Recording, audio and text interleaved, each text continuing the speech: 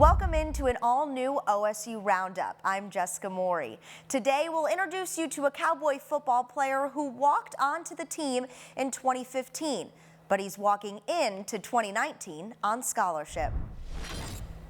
Philip Redwine-Bryant's journey to Oklahoma State hasn't been an easy one. Unlike many who grew up dreaming of being a cowboy or a cowgirl, Philip's decision to come to Stillwater was rooted in tragedy. I just said, I'm really thinking about going to Oklahoma State. And the reason is because my mom's boss at the time, when I was really young, was like a father figure to me as well. And he was an alumni here at Oklahoma State. So he went overseas and was killed in Iraq. And, I just felt like it'd be a good deal just to go over here and, pay my respects to him and walk on over here. And that's exactly what he did. He was telling me when I was little, like, you're gonna play for the OSU Cowboys. And at the time, I was a UT fan. I'm not gonna lie to you. I was a huge UT fan. This now is Texas all the way, And, but no, golly, that guy was so awesome to me. That's the guy I wanted to be. And I feel like I honor him every day when I come out here and every day I go into class, every day that I'm just here in general. Being a walk-on is no easy task. And for Philip, he struggled early on. That was until he was given some advice from one of the best wide receivers to ever wear the orange and black. So I was feeling really homesick every day. It was horrible. And then, I'd talk to my mom every night. She's like, you got this, believe in yourself. You chose this spot for a reason. You're given this opportunity for a reason. So, I'm praying for you. I'm praying for everybody else on that team as well. Just know you can make it. And it wasn't until James Washington, he was like my locker buddy at the time. He's like, hey bro, you just gotta relax, just chill out. You got this, everybody doesn't have an easy path coming in. Just relax and just take it, day by day and, have that positive energy, have that positive attitude, and I swear you'll get something done. So, that's when I knew, I was like, okay, if he's telling me I can do this, I definitely can do this. Philip took that advice, put in the hard work, and his teammates noticed. In 2018, the walk-on from a small town in Central Texas received an honor he'll never forget. It was our athletic banquet. At the end of the athletic banquet, we pick they reveal who the team captains were that we voted from a team meeting before. And, they said the offensive guys, defensive guys, and they said the special team guy. And I was like, they just say my name? Are you guys sure? Golly, that was such a good experience for me. And I just, my heart was happy the whole time. I couldn't stop smiling like I am right now. I can't stop smiling. Philip has a lot to smile about. Before fall camp started a few weeks ago, the fifth-year senior was honored once again, this time with a scholarship. It was a big deal for me. I was like, maybe this is it. Maybe I'll get it. So then my mom, she called Rod and was like, if y'all do put him on scholarship, just make sure I'm in the room with him because this is the thing I want to be a part of. Luckily, Rod did it during the women's camp, just shut the door on us and was like, I just want to let you know I'm taking care of you for the whole year. And I was like, so you saying I'm a scholarship? He said, yes, sir. And my mom, you would have sworn my mom got the scholarship because she was like, my daddy did it. I'm so proud of it. Yeah, that's awesome. I'm so happy for him. He deserves it. If anyone has worked their butt off since they've been here, it's him. He's been here a few years actually. But yeah, he works hard. He's dedicated to the team, and I really admire those walk-on players, especially because they don't have to do these hard workouts and put sweat, blood, and tears into it. And he brought it all. So yeah, I admire him for that. And yeah, he's definitely a great leader. Philip says he will continue to do whatever the team needs him to do, because being a part of this team changed his life. Everything that we have, our core principles here in football, it's just it means everything to me just to be a Cowboy. Because that's the way I live, that's my life.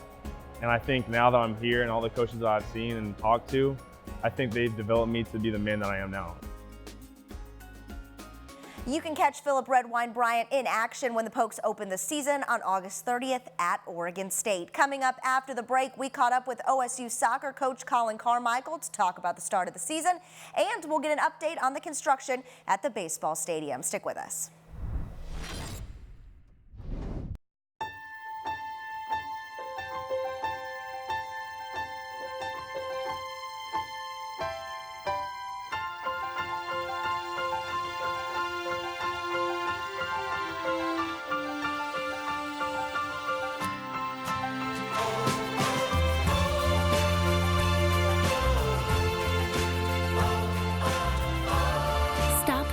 joint pain? Take the first step at mercy.net/cowboysortho. Welcome back. The Oklahoma State soccer team opened the 2019 season with a 3-0 victory over Lamar at the Cardinal Classic last week. Their second game against UTSA ended up being rained out at halftime. So the Cowgirls now have 2.5 games under their belts, including a home exhibition against Tulsa. And head coach Colin Carmichael says he's liked what he's seen from his team so far. Like any coach, there were some good moments and some things we need to do better. So overall, pretty pleased. I was pleased with our effort. The kids competed in all 3 games, or 2.5 games, I guess. But no, the kids competed well. We had some really nice moments in the games. We recognized 4 or 5 things that we have to do better. And it's probably normal for early season, but yeah, there was a lot more good than bad coming out of those 3 games. Like I said, things to clean up, but overall some of our attacking play was very good. Some individual play was good. We got to get some of the freshmen on the field and get their feet wet a little bit. So yeah, overall pleased, but knowing that we've still got a long way to go. Up next for the Cowgirls is a Bedlam showdown in Norman Thursday night. Even though this is a non-conference match, it's still OU.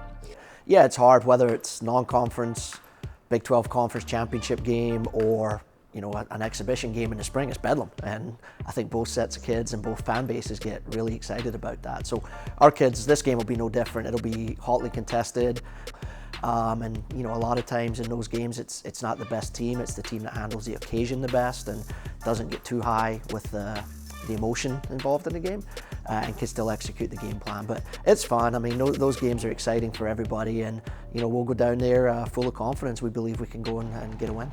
OSU soccer home opener is Sunday against Oral Roberts, and Coach Carmichael is hoping for a big crowd. Well, I mean, yeah, going back to the exhibition game, it was amazing. The student section was packed. The Orange Outlaws were there. Some of the drum line. It was just an awesome college soccer atmosphere.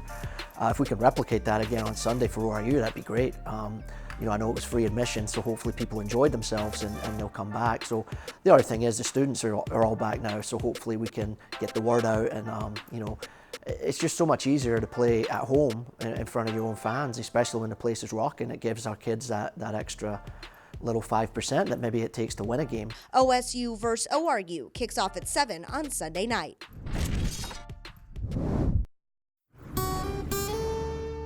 ADM milling is really a part of the fabric of the Enid community. So if we were to have lost them, it would have been more than the 70 jobs that they employ.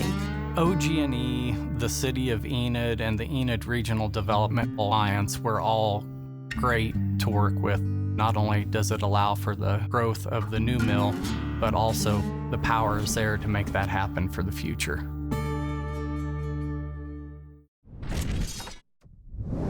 Earlier this week, we had a chance to check out how the construction's coming along at O'Brate Stadium. Take a look.